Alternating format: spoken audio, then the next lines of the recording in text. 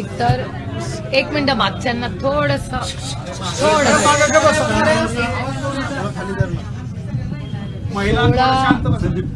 संदीप शेठ चला एक मिनिट झालं. Are we ready to roll. 16 फेब्रुवारी हा माझ्यासाठी एक खूप इमोशनल दिवस असतो.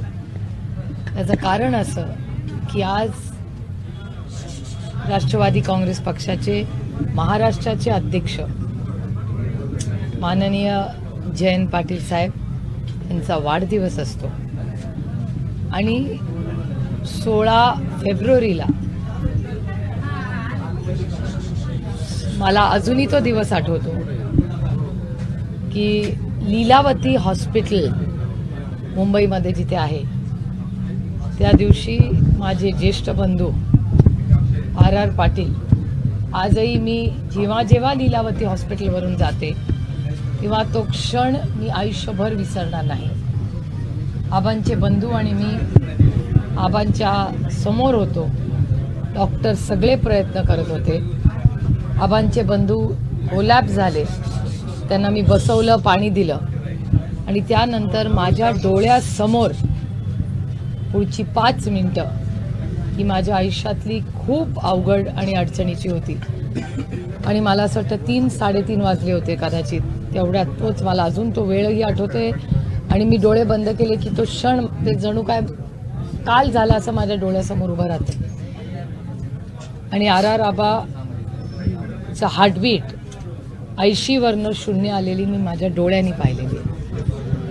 त्याच्यामुळे 16 फेब्रुवारीला तो अनुभव, आबा जेव्हा गेले तेव्हा एकटी मी तिथे उभी होते. वहिनी आणि त्यांची मुलगी त्या मंदिरात गेल्या होत्या. त्यांची फॅमिलीला कळत होतं की हे खूप अडचणीचा काळ आहे, तर त्या दोघी प्रार्थना करत होत्या. आबांचे बंधू कोलॅप्स झाले होते आणि रडत होते ओक्साबोक्षी आणि तिथे मी समोर उभी होते आणि डॉक्टर सगळे प्रयत्न करत होते आणि लीलावतीच्या डॉक्टरांनी शेवटच्या क्षणापर्यंत प्रयत्न केले. आणि आपलं दुर्दैव की आपण त्या दिवशी आबांना वाचू शकलो नाही. आणि तो दिवस आणि आजचा दिवस मी जेव्हा जेव्हा लीलावतीवरनं जाते, किती वेळा गेले तरी आबाची आठवण दरवेळीच. आयुष्यात कुठला मोठा प्रश्न आला, संघर्षाची वेळ आली, लीलावतीवरनं जाताना असेल, रोहित दिसला, वहिनी भेटल्यावर, एक माणूस आज माझ्या मनात आणि माझ्या आयुष्यात, त्यांनी खूप प्रेम दिलं मला, खूप साथ दिली, असे कैलासवासी आर पाटील यांचं जे योगदान, प्रेम, नातं हे माझ्याकडून आयुष्यभर मी विसरणार नाही.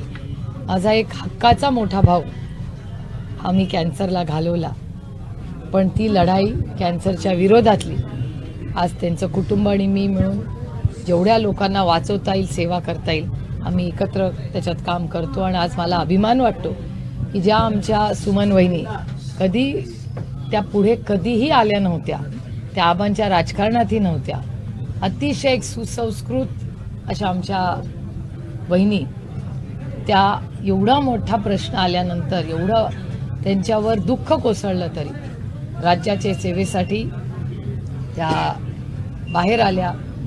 अतिशय उत्कृष्ट आमदार म्हणून सुमन वहिनींनी जे काम केलं त्याबद्दल खरंच वहिनींचं कितीही कौतुक केलं तरी कमीच आहे. त्यामुळे सुमन वहिनी आमच्यासाठी एक आदर्श आहे.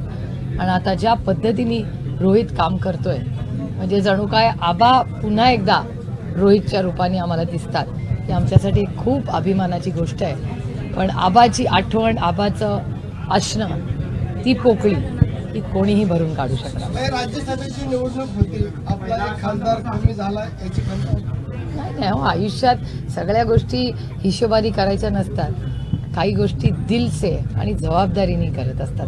सगळ्यात जर हिशोब झाला तर आयुष्य फक्त गणित होऊन राहील. पण एका गोष्टीचं वाईट महाराष्ट्रासाठी आणि आपल्या सगळ्यांसाठीच वाटतं की वंदनाताई या अतिशय कर्तृत्ववान खासदार आहेत. त्यांचा पार्लमेंटरी परफॉर्मन्स हा फक्त राष्ट्रवादी काँग्रेस पक्ष नाही, पण राज्यात आणि देशात तुम्ही पार्लमेंटमध्ये कोणालाही विचारा की राज्यसभेत सगळ्यात हाय परफॉर्मिंग खासदार कोण आहेत, तर त्या फौजियाताई आणि वंदनाताई आहेत. हे मी म्हणत नाहीये, देशाचे व्हाईस प्रेसिडेंट हेही ते कबूल करतात. आणि त्यांनी त्यांच्या सीटवरनं बसून सांगितलेलं आहे की वंदनाताई आणि फौजियाताई या दोन्ही राष्ट्रवादी काँग्रेसच्या खासदार आहेत. त्या आउटस्टँडिंग परफॉर्मन्स आहे हे व्हाईस प्रेसिडेंट म्हणतात. चिमण्याबाबत सुप्रीम कोर्टामध्ये लढाई सुरू आहे, तर दुसरीकडे आता बारामतीमध्ये देखील पवार कुटुंबात लढाई सुरू आहे. मला नाही. लोकसभेचा उमेदवार लवकरच जाहीर होणार आहे अजित पवार गटाचा. ते मला काही माहिती नाही.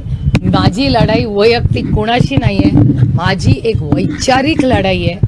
आणि जो कोणी ही लोकशाही आहे, लोकशाही कोणीतरी त्यांच्या विचाराचं लढलंच पाहिजे, त्याच्यात गैर काय. उज्ज्वल निकमांनी स्टेटमेंट केलं की घटनाबाह्य मला माहितीच आहे. आम्ही पहिल्यापासून म्हणतोय की जो झालेला आहे तुम्ही विचार करा. तुमचे वडील आहेत ना, तुमचं घर कोणाच्या नावावर आहे? तुमच्या वडिलांच्या नावावर आहे ना. मग वडिलांना घरातून बाहेर काढाल का? अहो, आम्ही मर्यादा पुरुषोत्तम रामाचे संस्कार घेऊन मोठं झालेलो आहोत. मर्यादा पुरुषोत्तम रामानी वडिलांसाठी 14 वर्षाचा वनवास आणि धाकट्या भावांनी मोठ्या भावासाठी सगळा त्याग केलेला आहे. त्या मर्यादा पुरुषोत्तम रामाचे संस्कार आमच्यावर झालेले आहेत. त्याच्यामुळे सगळ्या ज्येष्ठांचा मान सन्मान करणं हे आमच्यावर झालेले संस्कार आहेत. अहो, माझ्या आई वडिलांचं लग्न पण रामाच्या इथल्याच मंदिरात झालेलं आहे. कार्यालयाचं उद्घाटन केलंय, काय नेमका भावना आहे? तर आधीपासूनच 2 कार्यालय होती पण ते त्या गटाकडे गेलेले. आज कशा पद्धतीने उत्साह कार्यकर्त्यांमध्ये? उत्साह असं नाही हो. आम्ही जनसेवेसाठी आणि लोकांची सेवा करण्यासाठी राजकारणात आलेलो आहोत. त्याच्यामुळे लोकांची सेवा करण्यासाठी ही लोकांची वास्तू आहे, ऑफिस नाही. हे प्रत्येक महिलेचं माहेर आहे आणि प्रत्येक भावाचं हक्काचं घर आहे. बारामतीतल्या सगळ्या समस्त मायबाप जनतेला हक्काची वास्तू कुठली असेल तर हे ऑफिस असेल. त्यांनी हक्काने इथे यावं, सुखदुःखाच्या गोष्टी कराव्या, त्यांचे प्रश्न सोडवण्याचा प्रांजळ प्रयत्न आमच्याकडून होईल. पण ही जागा अशीच असली पाहिजे. ही वास्तू तुम्ही लोकेशन त्याचं बघा आणि इतकं अप्रतिम ऑफिस आहे. म्हणजे ह्याच्यात आदरणीय पवार साहेबांचं 6 दशकाचं जे बारामतीचं नातं साहेबांची आणि साहेबांचं नातं बारामतीची, ते या वास्तूमध्ये आल्यावर ती जी एनर्जी आहे ती इतकी छान आहे. म्हणजे माझ्या लहानपणापासून बारामतीच्या ज्या सुंदर आठवणी आहेत त्या या वास्तूमध्ये आल्यावर मला जाणवल्या. काही नार्वेकरांनी दोघांना समान हे केलेलं आहे, तर तुम्ही राष्ट्रवादीच्या जेवढं बारामतीचं कार्य आहे त्याचा हक्क दाखवणार आहे का? मी तुम्हाला सांगू, माझा स्वभावच नाही हक्क दाखवायचा. हक्क दाखवण्यात काय मजा आहे? लोकांचं प्रेम मिळवण्यात जास्त मजा असते. ताई, जिरायत भागातील पाण्याचा प्रश्न अजून सुटलेला नाही. आपण देखील जिरायत भागातील शेतकऱ्यांशी किंवा नागरिकांशी चर्चा केली, भेटलाय? मी 2 दिवसापूर्वी पण जाऊन आले त्या भागामध्ये आणि मी दर सोमवारी त्यांचा रिव्ह्यू इरिगेशन खात्याबरोबर घेते. तिथले सगळे जे स्थानिक लोक आहेत आणि प्रशासन आणि आम्ही रेग्युलर त्याचा फॉलोअप करतो. आणि त्या डिपार्टमेंटचे मंत्री आणि पुण्याचे पालकमंत्री या दोघांनीही मी कॉन्टॅक्ट केलेलं आहे. मी माननीय अजितदादा पालकमंत्री म्हणून कॉन्टॅक्ट केलं आणि देवेंद्र फडणवीसजी त्यांच्याकडे हे इरिगेशनचं डिपार्टमेंट आहे म्हणून त्यांच्या दोघांच्या ऑफिसमध्ये मी अनेक वेळा स्वतः याचा फॉलोअप केला आहे. आणि माननीय देवेंद्रजींचेही मी मनपूर्वक आभार मानते की जेव्हा जेव्हा मी देवेंद्रजींना फोन करते त्यांचा अतिशय चांगल्या पद्धतीने फोन येतो आणि त्यांनी मला शब्द दिलेला आहे की ते पालकमंत्र्यांशी बोलून त्याच्यातून मार्ग काढतील. त्याच्यामुळे जेव्हा जेव्हा मला घाई आहे का? घेऊ ना सभा घेऊ ना, घाई काय आहे? पवार कुटुंबामध्ये विकासाच्या संदर्भात श्रेयवादावरून लढाई सुरू आहे. आता लवकरच बारामतीतले विविध उद्घाटनाचा कार्यक्रम देखील आखला गेलेला आहे. काय सांगा? माझ्या खिशातून पैसे देत नाही हो मी.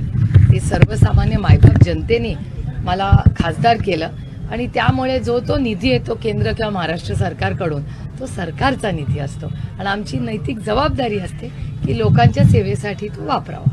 आता तुम्ही सांगितलं की पाणी टंचाईसाठी निवडण्यासाठी फडणवीसांशी बोलत आहे तुम्ही? नाही, मी दोघांशी, मी दादांनाही फोन केला आणि फडणवीसांनाही फोन केला. मला फडणवीसांचा लगेच उलटा फोन आला आणि त्याच्यामुळे ते म्हणाले की ते दादांशी बोलून मार्ग काढतील. राज्य मागासवर्ग आयोगानं मुख्यमंत्र्यांना आता अहवाल दिलेला आहे आणि मुख्यमंत्री असं म्हणतायत की येत्या 2 दिवसामध्ये म्हणजे 20 आणि 21 तारखेला अधिवेशन आहे, मराठा समाजाच्या दृष्टीनं चांगला निर्णय घेतला जाईल. मी काही रिपोर्ट वाचलेला नाही त्याच्यामुळे मला त्याच्यावर बोलणं हे योग्य वाटत नाही. पण एक गोष्ट नक्की मी सांगेन की जरांगे पाटलांची तब्येत तुमच्या सगळ्यांच्या चॅनलवरनं दिसते की ते खालवते. त्याच्यामुळे या असंवेदनशील ट्रिपल इंजिन खोके सरकारला मी विनंती करीन की जरांगे पाटलांशी तातडीने चर्चा करावी. मराठा, धनगर, लिंगायत, मुस्लिम आणि भटक्या विमुक्त समाजाच्या ज्या आरक्षणाच्या मागण्या आहेत त्याचा अतिशय गांभीर्याने या सरकारने विचार करावा आणि त्याच्यातून मार्ग काढावा. जो कोणी सरकारमध्ये आत्ता आहे त्यांनी जर आरक्षणाचे प्रश्न सोडवण्यासाठी जर प्रयत्न केले तर आम्ही पूर्ण ताकदीने त्या सरकारच्या बरोबर उभं राहू.